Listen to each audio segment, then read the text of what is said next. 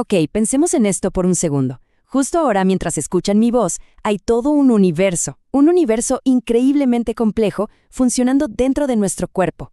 Y no me refiero a los órganos o a los tejidos, eso ya lo sabemos. Estoy hablando de algo mucho más pequeño, como un ejército de máquinas moleculares que trabajan sin parar. Hoy, justamente, nos vamos a sumergir en el mundo de estos ingenieros microscópicos. Y para que nos hagamos una idea de la escala de la que estamos hablando, quiero que miren este número. De 50 a 70 mil millones. Es una cifra que casi no cabe en la cabeza, ¿verdad? Es astronómica.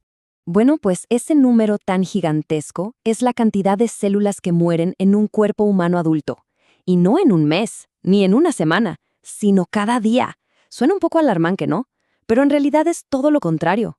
Es un proceso vital, se llama muerte celular programada. Es la forma que tiene el cuerpo de hacer limpieza. Se deshace de células que ya no sirven, que están dañadas o simplemente viejas, para mantenernos sanos. Pero claro, aquí está el truco. Para mantener el equilibrio, por cada célula que muere, tiene que nacer una nueva. Y eso nos lleva a que miles de millones de células tienen que dividirse todos los días para crear reemplazos. Es un proceso constante y, como se imaginarán, un solo error, las consecuencias pueden ser bastante serias. Entonces, la gran pregunta es, ¿cómo? ¿Cómo hace una célula para crear una copia exacta, perfecta de sí misma, sin cometer ni un solo error en el proceso? Pues como en todo buen proyecto de ingeniería, la respuesta está en el manual de instrucciones. Y ese manual, por supuesto, es el ADN, la famosísima molécula de doble hélice. A ver, recordemos un poco. Son dos hebras entrelazadas. Cada una tiene como un esqueleto, una cadena de azúcar y fosfato. Y unidas a ese esqueleto están las bases, las letras de nuestro código genético, A, C, G y T. Pero aquí hay un detalle clave, uno que a veces se nos pasa por alto, pero que es fundamental. Las dos hebras corren en direcciones opuestas. Quédense con esa idea, porque en un momento van a ver por qué es tan importante. Así que es lógico, ¿no? Antes de que una célula pueda ni siquiera empezar a pensar en dividirse en dos, lo primerísimo y más crítico que tiene que hacer es copiar el manual entero. Hacer una fotocopia perfecta de todas las instrucciones. Porque claro, la nueva célula va a necesitar su propio manual completito. Y aquí, justo aquí, es donde la magia empieza de verdad. Aquí es donde entran en acción nuestras primeras máquinas moleculares. Y su trabajo, es monumental. No se trata solo de copiar el ADN, que va. También tienen que empaquetarlo, organizarlo todo de una forma súper compacta y ordenada. Vamos a ver cómo lo hacen. Les presento a la primera protagonista, la helicasa. Imaginen esta pequeña pero potentísima máquina. Lo que hace es que se engancha a la doble hélice del ADN y empieza a girar a una velocidad de locura, tan rápido como el motor de un jet. Y al girar, ¿qué hace? Pues va separando las dos hebras.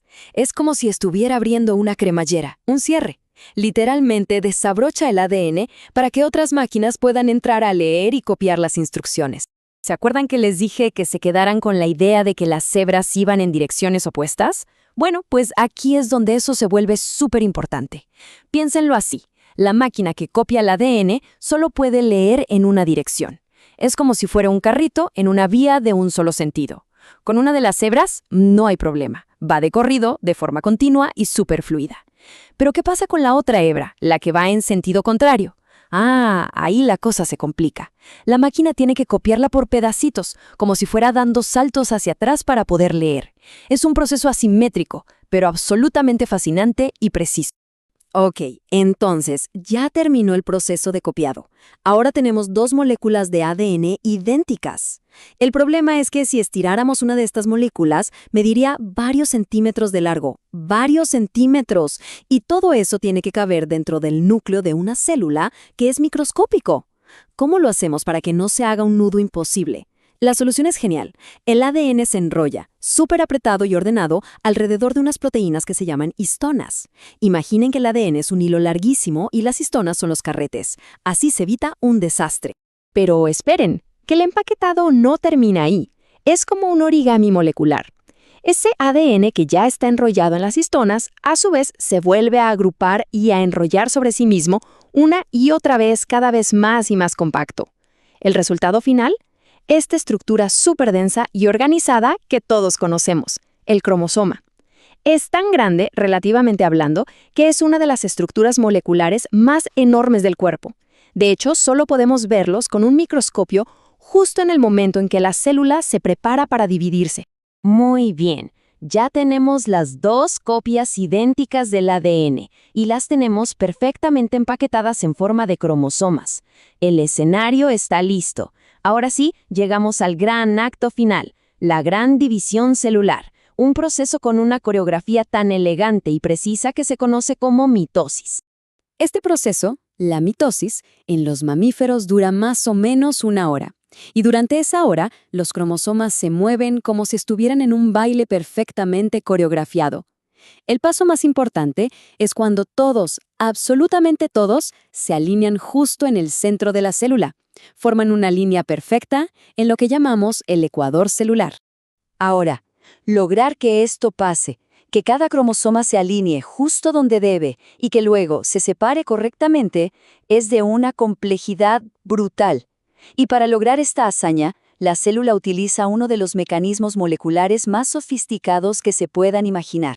Se llama cinetocoro. Y no es una sola proteína, no. Es un complejo masivo hecho de cientos de proteínas trabajando juntas. El cinetocoro es básicamente el director de orquesta de toda esta operación. Funciona como un ancla súper inteligente que por un lado se agarra al cromosoma y por el otro se conecta a unas fibras llamadas microtúbulos. Estos microtúbulos son como las cuerdas, los cables, que van a tirar de los cromosomas para llevarlos a los lados opuestos de la célula.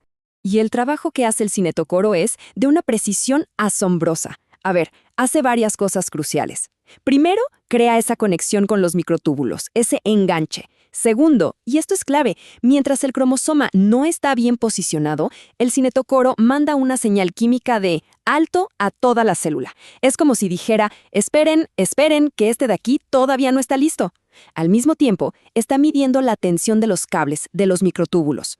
Cuando siente que la tensión es la correcta por ambos lados, o sea, que el cromosoma está perfectamente alineado en el centro, listo, la señal cambia a adelante y la división puede continuar. Pero aquí viene, para mí, una de las cosas más alucinantes de todo esto. Esa señal de alto no es que simplemente se apague como si le diéramos a un interruptor. No, es mucho más genial. La señal es literalmente transportada. Se la llevan de ahí. ¿Y quién se la lleva? Otro tipo de máquina molecular. Unos pequeños motores que los científicos llaman los caminantes. Estos caminantes son en realidad proteínas motoras. Y tienen una forma que de verdad parece que tuvieran unas piernas largas. Lo que hacen es usar estas piernas para ir caminando paso a paso a lo largo de los microtúbulos que ahora funcionan como si fueran autopistas dentro de la célula. Y mientras caminan, van cargando la señal de alto, llevándosela lejos para que ya no estorbe y el proceso pueda seguir adelante sin problemas. Es increíble. Ok, hemos visto helicasas que giran como motores de jet, cinetocoros que son directores de orquesta y proteínas que caminan por autopistas celulares. El hecho de que toda esta maquinaria biológica exista y que sea tan compleja y eficiente nos abre la mente. Nos lleva a pensar en posibilidades que, hasta no hace mucho, parecían pura ciencia ficción. Todos hemos visto películas o leído libros sobre esto, ¿no? La idea de tener pequeños nanorobots, robots microscópicos, que se puedan inyectar en la sangre y que una vez dentro se pongan a trabajar, cazando células de cáncer, reparando tejidos, limpiando arterias, todo a nivel molecular. Bueno, pues lo que acabamos de ver, la existencia real de la helicasa, del cinetocoro, de esos caminantes, nos demuestra algo profundo. Nos demuestra que no hay ninguna ley de la física, ninguna barrera fundamental que impida que esos nanobots de la ciencia ficción se hagan realidad. La prueba está ahí. La propia naturaleza ya inventó las máquinas a escala molecular. De hecho, son la base misma de la vida. Y esto, claro, nos deja con una pregunta que es simplemente fascinante para el futuro. Si la naturaleza pudo hacerlo, ¿podremos nosotros? ¿Llegaremos a ser capaces de diseñar y construir nuestras propias máquinas moleculares? Pensemos en las posibilidades. ¿Podríamos crear nanobots que reparen nuestros cuerpos de una forma incluso más eficiente de cómo lo hacen ahora? Es una idea increíble, y bueno, solo el tiempo lo dirá.